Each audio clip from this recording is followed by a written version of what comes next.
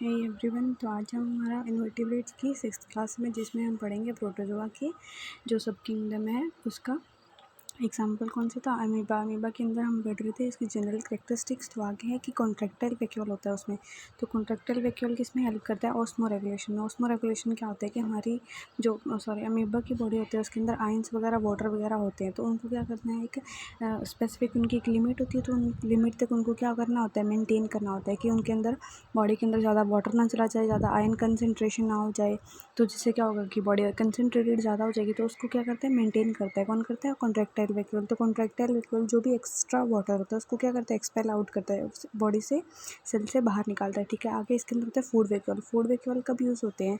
जब अमीबा क्या करता है कि जब उसके सराउंडिंग में जो फूड पार्टिकल्स होता है उसको सूडोपोडिया के थ्रू क्या करता है, इनगल्फ करता है। तब क्या करता है, फूड वैक्यूल्स के अंदर उनको भेज दिया जाता है ताकि वो डाइजेशन हो जाए। ठीक है, तो फूड वैक्यूल ये काम आता है। और उसके अंदर और बहुत सारे ऑर्गेनेलीज होते हैं, जैसे कि माइटोकॉन्ड्रिया हो गया, लाइसोसोम हो गया, राइबोसोम हो गया, विच सपोर्ट वेरियस सेलुलर फंक्शन।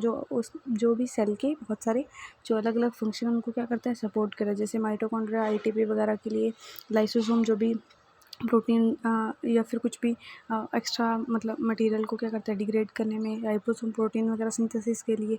ठीक है, अब आगे देखते हैं हैबिटेट एंड डिस्ट्रीब्यूशन क्या होता है। तो जो अमीबा होता है वो कहाँ थ्राइव करता है, मतलब कहाँ पे मिल सकता है, फ्रेश वाटर के अंदर, एनवायरनमेंट के अंदर मिलता है।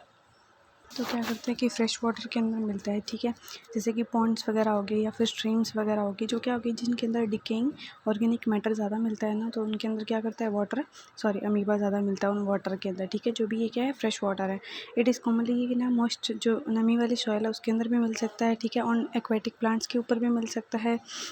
वेराइटीज जो जहाँ पे क्या करता है वहाँ पे ना वो जो स्मॉल ऑर्गेनिजम्स होते हैं उनको क्या करता है, फीड करता है, उनको खाता है। ठीक है, न्यूट्रिशन और मेटाबॉलिज्म कैसा होता है, तो ये होलोजोइक न्यूट्रिशन होता है, एक्सिबिट करता है। ठीक है, इसका मतलब क्या हुआ कि ये इंगेस्ट करता है, जो सॉलिड फूड पार्टिकल इसके सराउंडिंग में होता है उनको क्या करता है, इंगेस्ट करता है। इट इज़ यूज्ड ये किसके थ्रू करता है, सूडोपोडिया के थ्रू। हमने बताया था जो इसके सराउंडिंग में जो भी फूड पार्टिकल वगैरह ऑर्गेनिज्म वगैरह स्मॉल ऑर्गेनिज्म प्रेजेंट होंगे उनको क्या करेगा, इनगल्फ करेगा। ठीक है, सूडोपोडिया के थ्रू।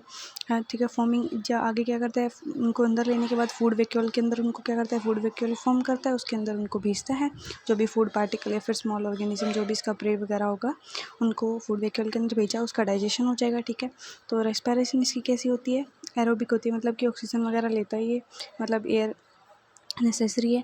आगे क्या है, टेकिंग प्लेस और हाँ, तो जो इसकी जो ये रेस्पिरेशन होता है वो किसके थ्रू होता है, जनरल बॉडी सरफेस के थ्रू। मतलब कि इनके अंदर कोई भी, जैसे हमारे अंदर क्या होता है, माउथ वगैरह होता है एयर लेने के लिए, तो बट इनके अंदर नोज़ वगैरह हो गया तो हमारे अंदर, बट इनके अंदर नहीं होता। तो ठीक है, इनके अंदर क्या होता है, जो इनकी बॉडी सरफेस होता है, सेल एक ही तो है, क्योंकि ये यूनिसेलुलर है, तो एक ही सेल होने के कारण जो वो एक ही सेल है वही तो सारे फंक्शन करेगी, एक्सक्रीशन वगैरह, फूड पार्टिकल्स अंडर मतलब फूड लेना, रेस्पिरेशन करना। तो ये जनरल बॉडी सरफेस के थ्रू क्या करता है, तो क्या करता है, जनरल बॉडी सरफेस के थ्रू क्या करता है कि एयर का इनटेक करता है। उसको ही क्या बोलते हैं, हम डिफ्यूज़न बोलते हैं। ठीक है, डिफ्यूज़न बोलते हैं कि बॉडी जनरल बॉडी सरफेस के थ्रू क्या करना, वाटर का क्या करता है कि एयर को मतलब कि बॉडी के अंदर लेता है, और जो भी एक्स्ट्रा मतलब वेस्ट एयर होती है जैसे CO2 वगैरह उनको क्या करता है, एक्सक्रीट आउट करता है, रेस्पायर करता है। ठीक है, मतलब बाहर भेजता है। आगे क्या हो गया, एक्सक्रीशन कैसा होता है, एक्सक्रीशन मतलब कि वेस्ट मटेरियल का बॉडी से बाहर निकालना। तो ये किसके थ्रू होता है, कॉन्ट्रैक्टाइल वैक्यूल के through, which expel excess water and metabolic waste. जो कॉन्ट्रैक्टाइल वैक्यूल है वो वाटर को तो मतलब एक्सपेल करते ही हैं बॉडी के साथ साथ, उस किसको करते हैं, मेटाबॉलिक वेस्ट को। जो भी मेटाबॉलिक वेस्ट है, जो भी डाइजेशन होने के बाद जो भी नाइट्रोजन वेस्ट वगैरह जो भी प्रोड्यूस हो रहे हैं इसके अंदर, फॉर्म हो रहे हैं, तो उनको क्या करता है कि बॉडी के थ्रू मतलब कॉन्ट्रैक्टाइल वैक्यूल के थ्रू क्या करता है, बाहर भेजता है बॉडी से। ठीक है, एक्सक्रीट आउट करता है। आगे है रिप्रोडक्शन। तो अमीबा के अंदर जनरली क्या होता है कि एसेक्सुअल रिप्रोडक्शन होता है, जो क्या हो गया कि जिसके अंदर कैसा होता है कि बाइनरी फिजन के थ्रू, मतलब एक जो सेल है वो दो हिस्सों में डिवाइड होना, उसको बोलते हैं बाइनरी फिजन। ठीक है, तो फिजन का मतलब होता है टूटना और फ्यूज़न का मतलब होता है जुड़ना। तो इसके अंदर क्या हुआ कि दो, बाइनरी मतलब दो। ठीक है, तो एक सेल किस में हो जाएगी, दो सेल्स के अंदर डिवाइड हो जाएगी। Where the cell divide into two equal two identical, कैसे आइडेंटिकल डॉटर होंगे। ठीक है, daughter cell, this process ensure the rapid population growth under the favourable condition. मतलब कि जब भी फेवरेबल कंडीशन होगी जब भी ये क्या होंगी, डिवाइड होंगी। अनफेवरेबल के अंदर क्या होगा, सिस्ट फॉर्मेशन होगा। ठीक है, सॉरी आके बता रखा है कि एजुकेशनल सिग्निफिकेंस क्या बता रखा है इन्होंने कि ये किसके अंदर एजुकेशन के अंदर कैसे काम आ रहा है, क्या क्या क्यों पढ़ रहे हैं हम इसको।